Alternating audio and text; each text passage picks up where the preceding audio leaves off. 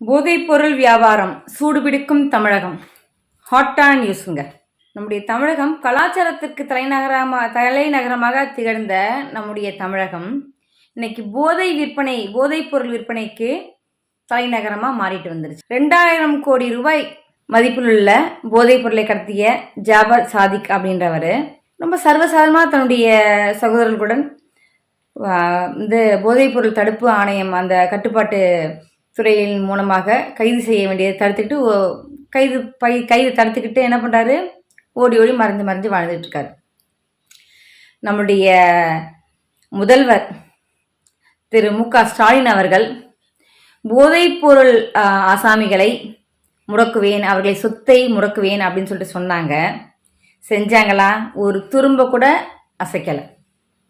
ஆனால் இந்த திமுக ஆட்சியில் அவங்க சொத்து பல ஆயிரம் மடங்கு பெருகிடுச்சு. இதில் ஹைலைட்டே என்னன்னு பார்த்தீங்கன்னா, கோபாலபுரத்து இளவரசர் இருக்கார் இல்லைங்களா, அவருடைய நெருங்கிய நட்பு வட்டாரத்தில் இருக்கக்கூடிய அந்த திமுக பிரமுகர் அவர் என்ன பண்ணுறாரு, சிற்றரசன் பேர், அவர் ஒரு சஹாரா அப்படின்ற ஒரு கொரியர் சர்வீஸ் வச்சுருக்காரு. அந்த இடம்தான் சென்ட்ரல் பாயிண்ட்டான். போதைப் பொருட்களை எல்லாருக்கும் டிஸ்பேச் பண்ணி விநியோகம் பண்ணுறதுக்கான சென்ட்ரல் பாயிண்ட்டான். அதை நம்முடைய பாலிமர் டிவி நியூஸ் சேனல் என்ன பண்ணியிருக்காங்க, படம் எடுத்திருக்காங்க.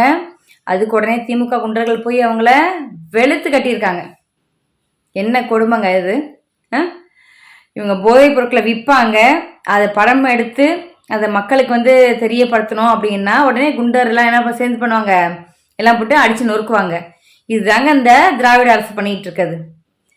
எனக்கு ஒரே ஒரு சந்தேகம், திரு முத்துவேல் கருணாநிதி ஸ்டாலின் அவர்களே, நீங்கள் தமிழகத்துக்கு முதலமைச்சரா அல்லது கடத்தல்கார வியாபாரிகளுக்கு சாதகமாக இருக்கும் அமைச்சரா?